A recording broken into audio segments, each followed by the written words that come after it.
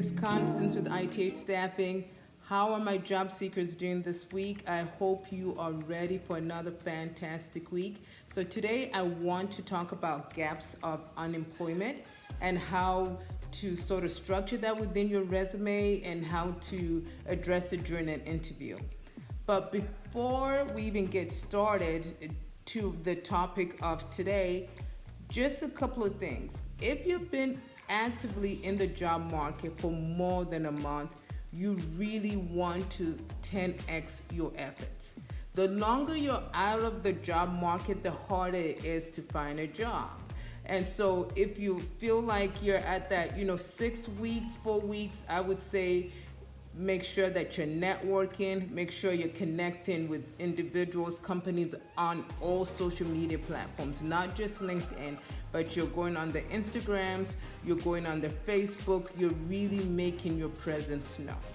So if you've been in the job market for more than 6 weeks, let's 10x it, okay? Let's 10x our effort going into next week to make sure that you are stacking the deck in your favor and that you're really being aggressive and being very intentional with your job search.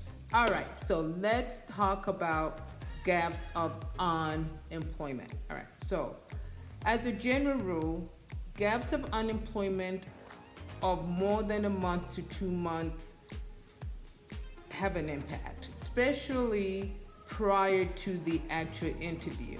When a recruiter is just looking at your resume just on face value, gaps of unemployment will influence that recruiter to a certain degree. And that's because they don't have a personal relationship with you. They haven't interviewed you yet. They're just simply looking at your profile based on what they see on paper. So before we even talk about how to address gaps of unemployment during an interview, we have to make sure that we get you to the interview. So let's talk about real quickly, what are some of 1 or 2 things that you can do to your resume to stack the deck in your favor, so when that recruiter is looking at your resume, you have a great chance of actually making it to the interview, right? So the first thing is, if you have a gap of unemployment, let's just say that is 2 to 3 months.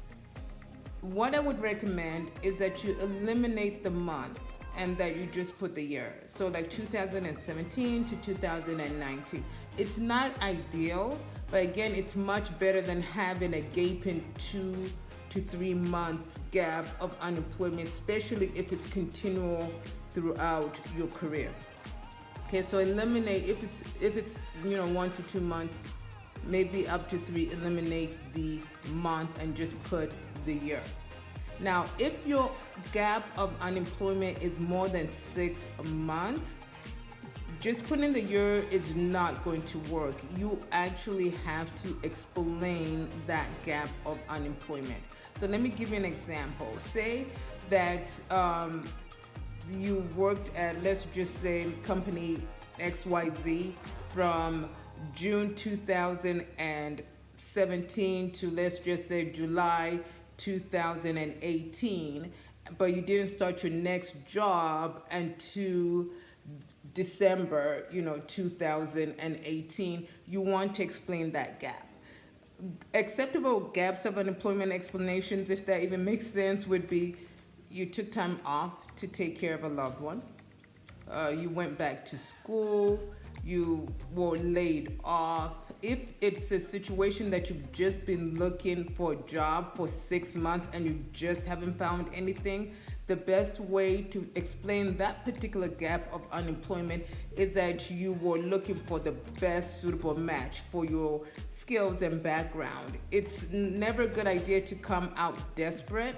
It's always a good idea to be self-confident. And just because you've been in the job market for 4 months, 5 months, 6 months does not take away your value and your skill set. So you really always have to have that sort of, I deserve a good job. You have to sort of believe that in of yourself, and so that it comes across during an interview.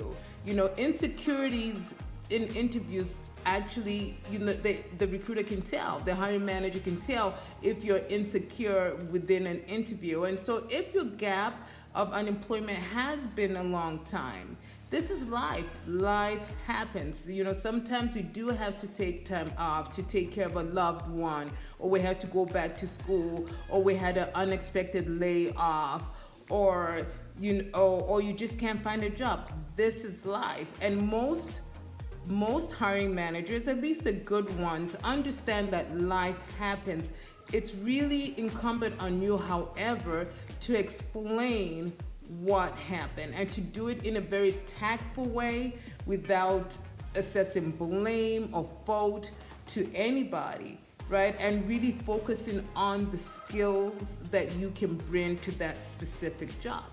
And so those are the couple of things that I want to say real quick about gaps of unemployment. So just kind of to refresh, number one, if the gap of unemployment is under 3 months, it is okay to just have the year. Start year, end year.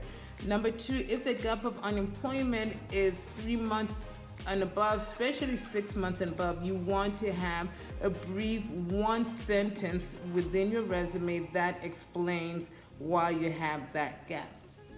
Number three, during an interview, you always want to come off, especially if the gap of unemployment was longer, you always want to come off looking strong and just feeling secure within yourself, and just basically saying, I have been looking for the right opportunity where I can utilize my skills to really help a company get to the next level.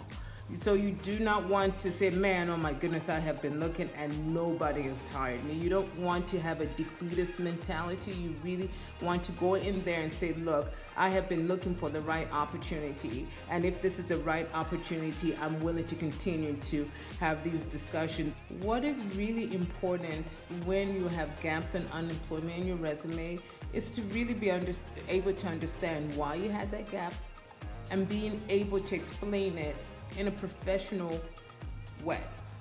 Do not shortchange yourself. Don't put yourself down on paper or during the interview.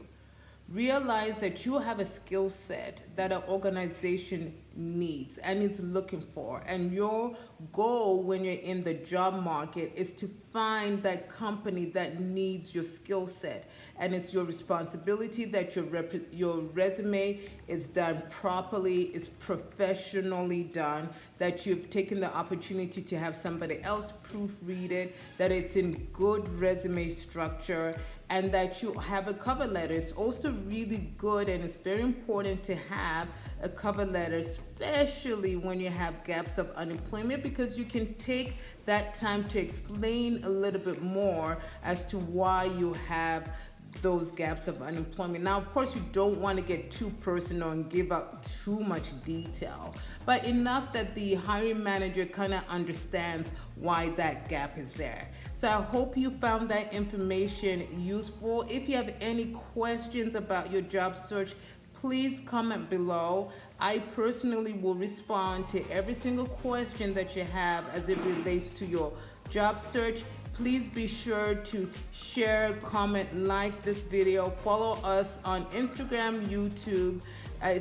I'm really passionate about helping individuals find jobs this year. It's something that I'm really committed to. So please reach out to me with any questions that you have as it relates to your job search. I'll be talking to you very soon. Bye-bye.